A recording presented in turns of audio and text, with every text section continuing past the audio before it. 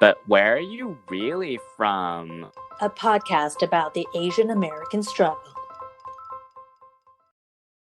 Hi, I'm Angela Lynn. And I'm Jesse Lynn, and welcome back to Season 2 of But Where Are You Really From? Today we have two special guests with us. Usually we only have one. Today we got two. They are huge BTS fans, so there's a preview for you on our topic today. We have Diana and Leslie. Hey, girls. Woo! Hello. Yes. So we can have a little bit of a sense of who you ladies are. We'd like to ease the listeners in with kind of the opening question of our podcast. How would you answer, but where are you really from? You know, this is like starting off with the hard questions first, because this is always the thing where like it's usually accompanied by an eye roll before I actually answer. Correct. But when I have gotten this, you know, for the fifth time after somebody asked me where I'm from, I am a native New Yorker. Okay. So I was born and raised in New York, but my parents are from South Korea. Very cool. Nice. And where am I really from? So I was born in Xinjiang province in China, which is the northwesternmost province, like at the tip of China where you meet Mongolia and Russia and all of the Istan countries. And I moved to the United States when I was 6.5 to Ohio. So that's where I grew up. And I went to New York for school, and I've been in the region ever since. Fabulous. So, as Angela already alluded to, this week we are taking a deep dive into K-pop and BTS. And I think this is going to be an interesting journey for both Angela and I, because part of it is like demystifying our Asian identities, and also part of it is exploring like cool new parts of being Asian that didn't exist when we were growing up. So, first question for you ladies, what does BTS stand for? In Korean? I don't know. Like what? Yeah. We're starting you off with an easy one that we just like don't know. Do you want to take this one?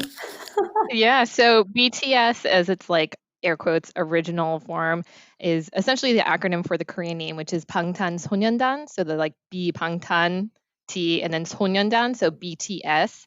And then, you know, as part of that, the direct English translation is basically bulletproof Boy Scouts. So that's kind of what they were like. Kind of, there's a whole like prepared speech too about what the name means, about how they're like protecting the youth against, you know, the stressors of society and kind of the pressures that society puts on them. So they act as like the bulletproof boys for, you know, the younger generation. But before, and especially as they've been increasing in like the Western world, you know, and everyone's like, what does BTS stand for? And like them being able to be like, well, it's actually the acronym for a Korean name, is obviously gets a little bit confusing. So a few years ago, they essentially did like a rebrand where they were like, BTS stands for Beyond the Scene. So like beyond the scene. And I think it's very interesting actually, like as a fan, I would love to like hear everybody's feedback, because I think as a fan you're like, but that's kind of it, but also not really. But then it's kind of funny to see like Western press be like beyond, you know, like BTS like parentheses beyond the scene, and everyone's like, that's kind of true but also not. But they basically did like a rebranding, you know, as they got more popular. Okay, so how did you guys first get into K-pop or BTS? Did one come before the other? Like, how did you kind of start to slowly sink yourself into the world of K-pop? I think for me, growing up in Ohio, I wasn't introduced to a lot of the Asian music culture. You know, I just grew up listening to mainstream whatever was on the radio. It wasn't really until I went to NYU and joined a bunch of these Asian interest clubs like KSA or CSA and all of sorority. These. Where I really befriended a lot more Asian friends, and then got exposed to a lot of the Asian culture. So through that, I started listening to a lot more, you know, Asian artists, such as K-pop artists. I think at that time it was the Wonder Girls and Big Bang were really big. And a Girls' Generation. So I think that was my introduction. And then BTS, I found out about, I think, in 2014, because there was this one song that kept on getting played over and over again. And then it was really catchy. So I was thinking, okay, like, who is this? And then that's how I found out more about them. In New York, there were basically like Korean festivals, like Korean culture festivals that would have like, the stands with like people like selling kimchi or like, having snacks. And as part of that, there would usually be like a headlining act or whatever. So I remember even when I was like 7 or 8, I'd go with my family or like, I'd go with my best friend and we would like go watch the artist that was there. So I was kind of introduced to it in a casual way. But when I was a teenager, I was totally like all about American pop though. Like I was like all in on that. And it was very funny because my best friend, my childhood best friend, who is also Korean American, was like very into Korean pop music. So it was interesting because we were like both interested in the same things, but from very different like viewpoints. It wasn't until 2009 that I actually like went deep into the fandom world with the group at that point. And then that sort of like kind of reinvigorated this like love or sort of interest in K-pop, and then it kind of went on from there. And here we are in 2020, where I'm still like talking, listening to like generally K-pop or bringing all this in. And definitely when I was like in my Backstreet Boys like heyday, would not have necessarily like seen this down the road. So what was the K-pop group that like got you first interested, and when did BTS come into the picture? Because I don't hear you talking about other K-pop nowadays. I only hear you talking about BTS. The group that I got interested in 2009 was a group called 2PM. Okay. And they were also a 7-member group, but there was a falling out between the members. And basically, one of the members, who was my favorite member at the time, basically like had a falling out with the company and left the group. If I'm honest, like I fell real deep into fandom then, and then I got burned by it, right? Because the whole point of like fandom and these groups is like it's an escape, it's fun, it's it's a distraction from the real world. And all of a sudden I was like sucked in this drama and all of this, and so I like stayed away from K-pop for a good while too, because I just kind of felt like I got burned. What's happening right now is like incredible to see, just like how much it's expanding beyond like, oh, you like K-pop. Like now it's like it's no longer super niche. Obviously it is like niche to an extent, but there's so much more that's happening that is really cool to see. Because 5 years ago when I was like started becoming a fan, it was still a very more insular group, or it was like a smaller kind of group of fans. And yeah, again, like going back to like, oh, I never would have thought that 11 years ago this would have been where I am. But I think the same thing, like 5 years ago, I would have never been like, oh, look, there's just like a casual magazine with a Korean group on the cover, like no big deal, whatever, like things that are crazy. A lot of you have been asking how we got started podcasting. Actually, it's super easy. We started by using the Anchor app. You can record, add music, and best of all, your podcast is automatically published to Spotify, Apple Podcasts, and more.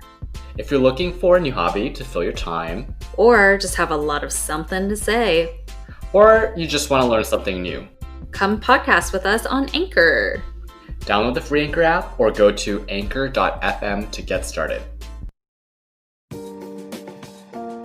Well, I think that's a good segue. You talked about like how much the Korean influence has evolved and like grown in mainstream and Western culture.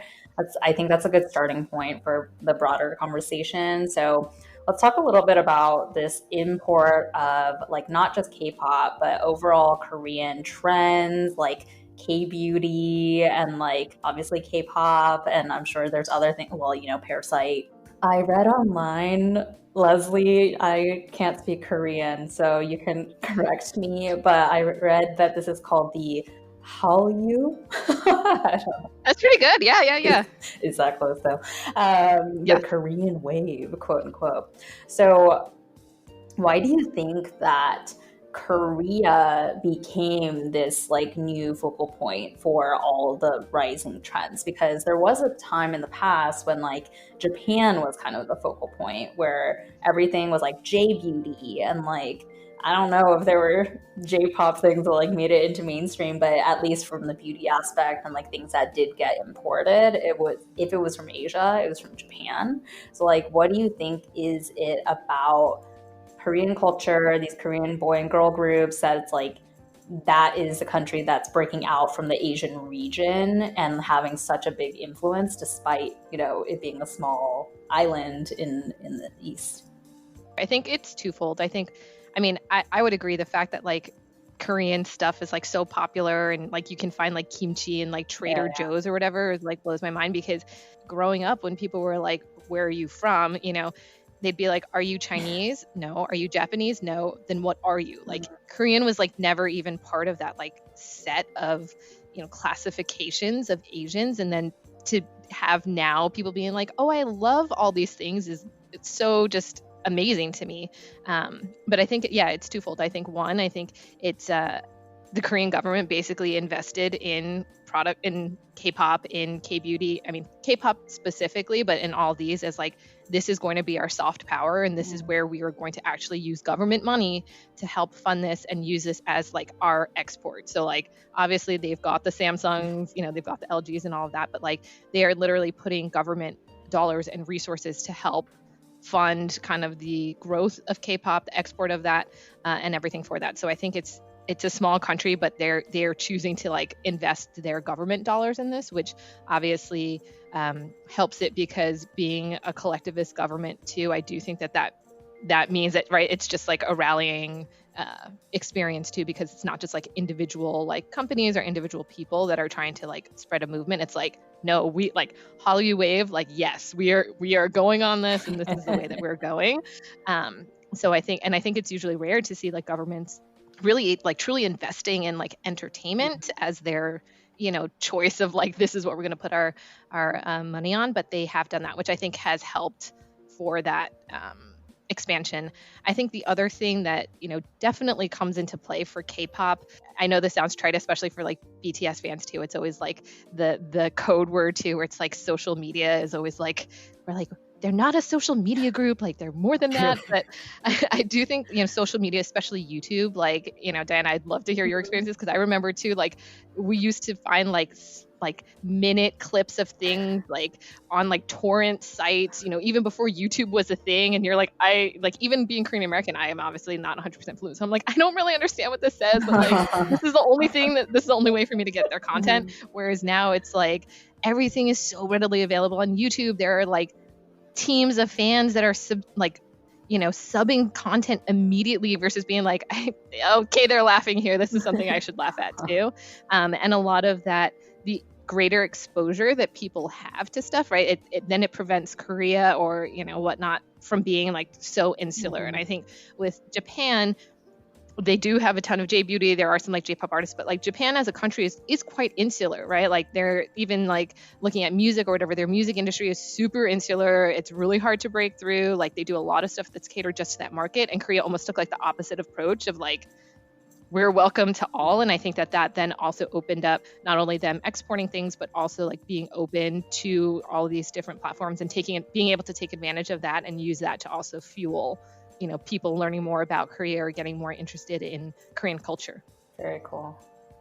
In terms of K-pop, one of the main, I guess, initial draws can be that it's so novel, right? Like you have choreographed dancing, you have very intricate costuming, and music videos are so well produced. They're like, Hollywood level trailers for, there's previews for music videos. There's a set of like, okay, sneak peek 1 and then 2 and then 3, and then they make it sort of like that you're waiting for the next one to come out, so you're anticipating, so there's more of that hype for when the actual video comes out. And then so there's a lot of build up, and the production value is like super high. I initially, when someone is a casual viewer, that can draw them in initially, and if they say, oh, this is pretty catchy, I want to learn more, then again, it becomes a YouTube hole where you just keep on clicking related video. And they do a good job of providing enough content where you keep on going back for more, but also limiting it to where you want more when it comes back out. So I think they do a good job of however they decide to sort of control the flow of content as well. Interesting. Yeah. So now we kind of understand a little bit more about this Korean wave and how it's like penetrating into the US.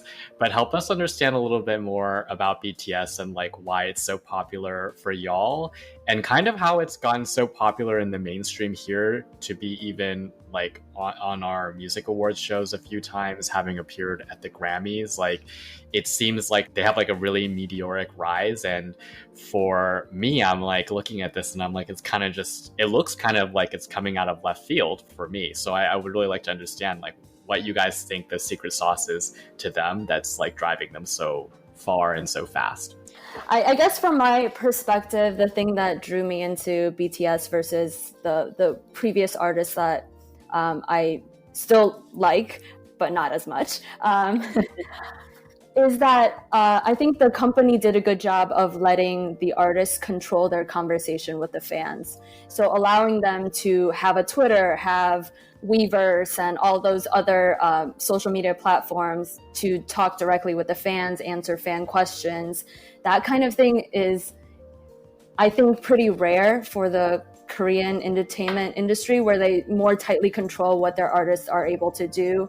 I think you've heard in probably the headlines, like, you know, if certain artists dates, then it becomes a scandal, and who they interact with, it's very tightly controlled. Even, you know, smoking or having tattoos is, you know, looked down upon.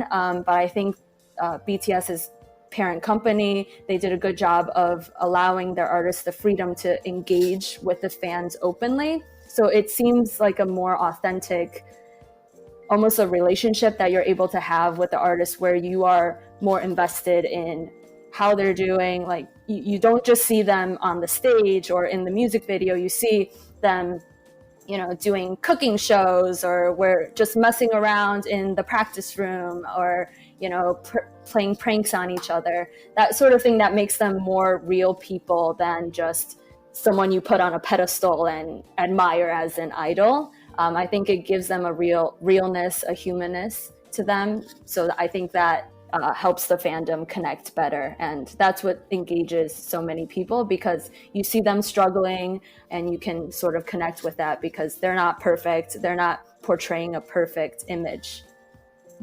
Yeah. I do think too, and I think it's probably hard for either newer people or people who aren't as familiar with like BTS as like their story and their journey for all of that, but like as fans maybe that are like kind of on the, like have been around just a little bit longer or whatnot, like they were very much outsiders when they started. Like they, you know, the K-pop industry in and of itself is notoriously difficult, right? You have like hundreds of thousands of kids that are wanting to like debut and become superstars, and the industry is ruthless, right? Like it demands a lot of people, and only a select few groups are able to rise, and then of course even like fewer are able to like break through and like, you know, reach that like top group status. They were very much outsiders, and so there's a lot in BTS's overall like journey that is very much about them like fighting for their place in the industry. So like giving 110%, because when you're not like, here's a great way for you to come into this, like you have to, you know, you have to double down and you have to do everything that you can. So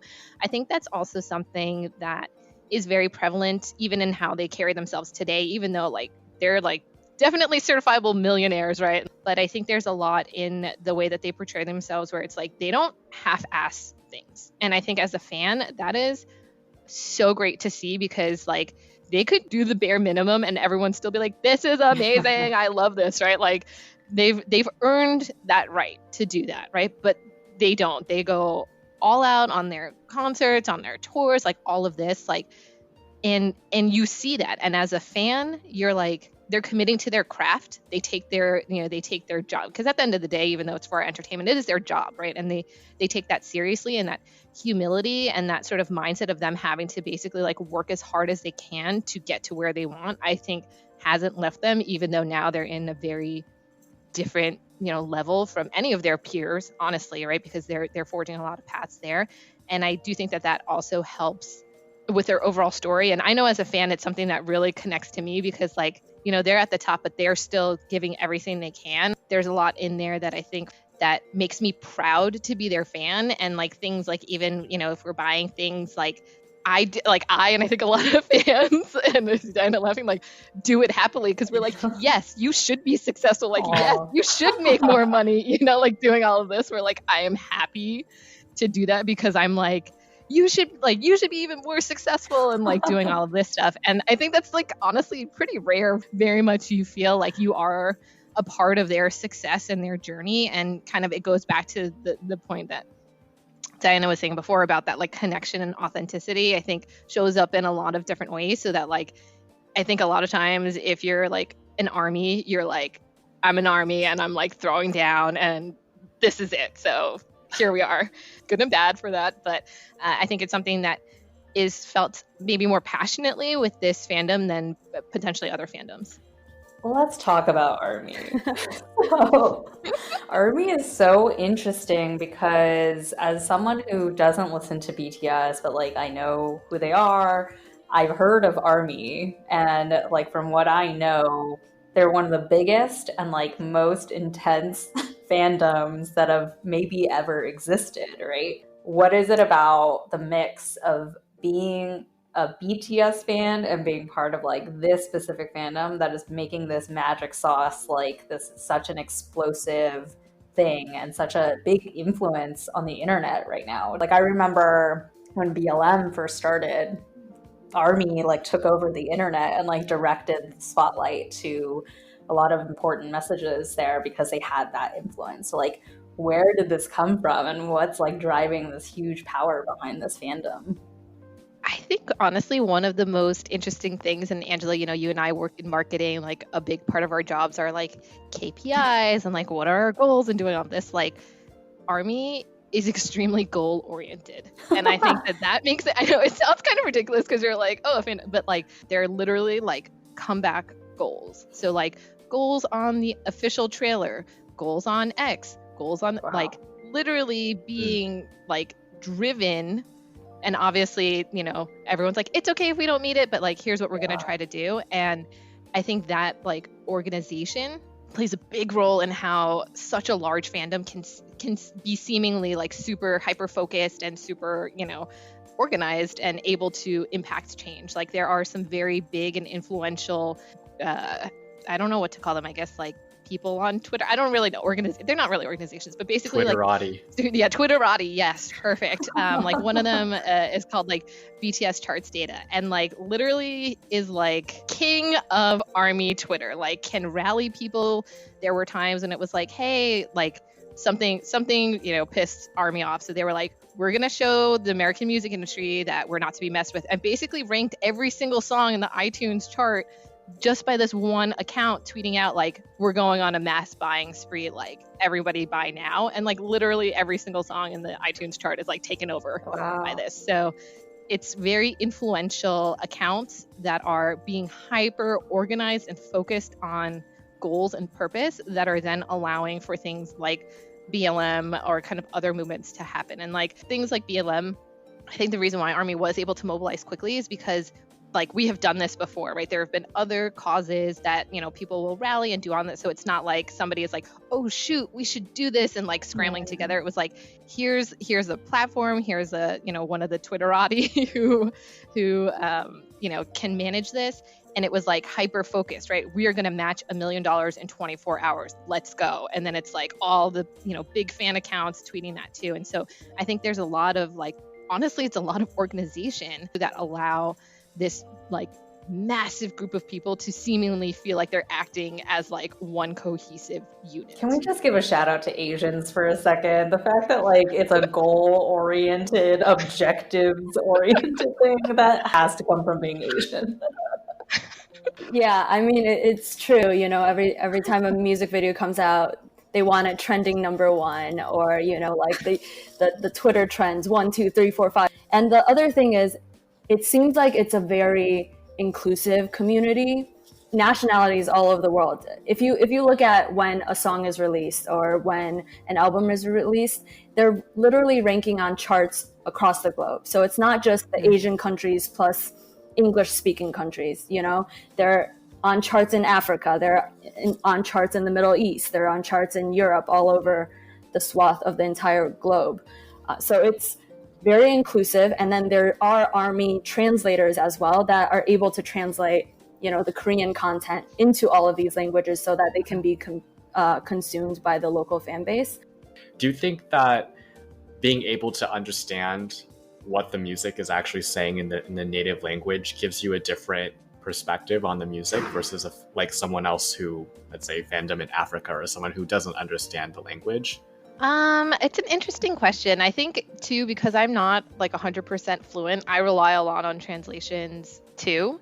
So it's like an interesting thing. I don't think I necessarily get less from it, because I think honestly, in some ways I can get lazier, because if there are some phrases that I recognize or whatever, I'm like, okay, like I get it, or like contextually I get it, versus fans who don't understand Korean like really want to know, what the context of that lyric is, and they'll go to like the fan translators, who usually will also have like notes or asterisks or things that will like provide additional context. So I think there's actually a chance that like I get less out of it, because I'm like, oh, okay, I understand the intent, and like somebody else, like, not to like be racist or whatever, but like the random white person is like, actually, did you know that there's everything about this? And I'm like, oh no, I guess I'll go and read that lyric translation then. So I think there's a bit of that, but I think the part for me as a Korean American, seeing people like sing along to Korean lyrics, like it's like an incredible feeling. It's amazing to see. Like I get like so proud feeling too, because obviously those people usually they're singing along, but a large majority of them are, have also like read the lyrics or done whatever. And like non-Korean speakers also feel a kinship with the lyrics. So I think honestly, there's been a bit more of that for me personally, where it's like the lyrics, I do actually like admit that I probably know less than some others, but it's been really just incredible to see people like singing along in Korean and really being moved by what they're saying, because again, like as you like deal with like insider outsider, what that all means, it's like it is literally feels like a cultural shift to see like a blonde haired blue-eyed white girl like singing Korean lyrics. I'm like, how is this happening? Like, what's going on? I think for me, as someone who doesn't speak Korean, just reading the lyrics, I do think a lot probably does get lost in translation, because just like all Asian languages, certain things are very poetic. So certain phrases mean things when they're put together. But if you take each word and try to translate it, a lot of that meaning is just, it can't be translated. So on one hand, I get the basic idea of what the song is trying to say. And with the whole lyric together, you understand how deep the lyrics are. But if I'm taking each line by itself, they might be saying something like way deeper. But because it can't be properly translated into a language that I can understand, maybe I'm not getting the full feeling. So at the beginning of this, you answered the like, where are you from question as like a kind of intro to identity. But I think as part of our entire experiment with this podcast, it's very clear that like identity can mean a lot of different things. And like you can identify with much more than just your ethnicity and like the country that you grow up in. So I'm curious how much ARMY and like your affinity to BTS you consider as part of your identity. It's like kind of funny, because I feel like now that I'm like getting older, I'm like, I don't have any hobbies. I don't have, like, I feel like when we were younger, we were like, oh, I love like doing all these things. And now I'm like, I like watching YouTube and doing other things. So I think honestly, from that perspective, like being an ARMY, like being a fan of BTS is very much like a part of my identity now. Because now if someone's like, oh, what do you like to do? I'm like, oh, I like to watch YouTube, which correlates. Like I love going to concerts. Correlate, it's like a lot of stuff for that. And I think I've been fortunate enough at work where, I know a lot of times some people have to kind of like separate personal from professional, and there could be an impact. Like my senior vice president knows that I'm a huge BTS fan, and it is like part of my identity. Like having that, I'm like, yeah, then it is part of my identity. In a group of strangers, maybe I wouldn't lead with that, but maybe I'd like kind of like figure a way to like get around it a little bit, and then kind of like suss it out and see if like it's a safe environment to kind of go in on that. But like I don't feel like I can't say that it's part of my identity, which I think is really nice and is the benefit of ARMY being so like all encompassing and being able to, apply to such a wide range of people. If you'd asked me maybe 10 years ago if I would have admitted to a group of people that I'm like a K-pop fan, maybe I wouldn't be so comfortable doing so. But I think as I've grown older, it's, if it's something I enjoy, I don't think there's any reason why it should be looked down upon. I think probably a decade ago, people would be like, oh, what's K-pop? Is like, as almost like a derogatory, like, why would you listen to that? Almost seen as like this weird counterculture or subculture group. But now it's very much something that I would say, oh, like I would love to introduce you to, my favorite group or whatever. Here, share a music video. You would love this. Or like, yeah, like Leslie said, I wouldn't, go up to a group of strangers and say, hi, my name is Diana and I'm ARMY. But yeah, there's more ARMYs than you would expect though, just, sometimes I'm going to, because I have a ARMY, like a BTS case on my phone. So sometimes when I put it down, they're like, oh, you like BTS? I'm like, yes. Are you ARMY? I'm like, yes. And then it's like this instant connection that you have with somebody, which is really sort of rare, It's almost like being from the same hometown, halfway across the globe or something. So it's really nice. I love that. Where do you think this Korean wave of people, of music, of products, like where do you think that's going to be like a year down the line, 5 years down the line? I mean, what do you guys think is going to be kind of the continued trend of this moving forward?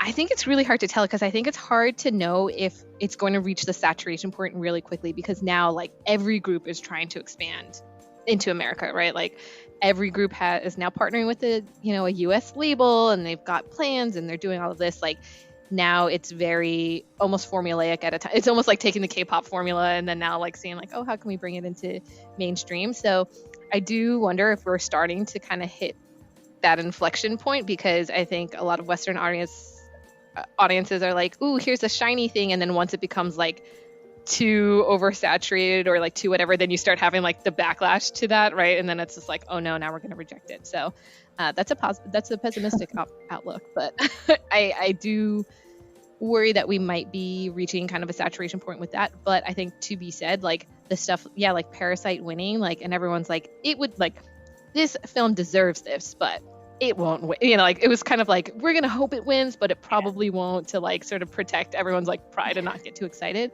But I think what that does is all of a sudden now it's not just like music, right? Because now it's film and then, what else is next. So I do think that there will be this kind of like growing need to start outsourcing or like pulling in for like content ideas or doing all of that. I think for better or for worse, what's happening all now with all of like the anti-racist, movement and everybody wanting to be more inclusive and thinking about that. I hope that also continues like to be, to start including Asian content as well, like not to take away from that moment and, what's important for like the BIPOC community. But I do think that then everyone's gonna be like, oh, hey, like we weren't really paying attention to this before, but like maybe we should check this out. And that's where the real future in that 5-year mark is going to be, that people are now actually starting to like pay attention to what's going on over there. Like we have seen it, like there are adaptations of like Korean shows that have come over into the US. And I do think that type of sort of like cross collaboration, I guess, of content is what's going to continue and help not make it be like, ooh, here's this like foreign thing that's coming into our country. But then it's just part of like, oh yeah, this is like the next evolution of American, media or Western media. Yeah, I think just like, Latin music broke through with, trailblazers in the industry, the Shakiras and the J-Los of the world. Maybe BTS will be a trailblazer in that sense. It may never be as mainstream as something that's 100% in English, that's going to be played on top 40 charts every single day on the radio.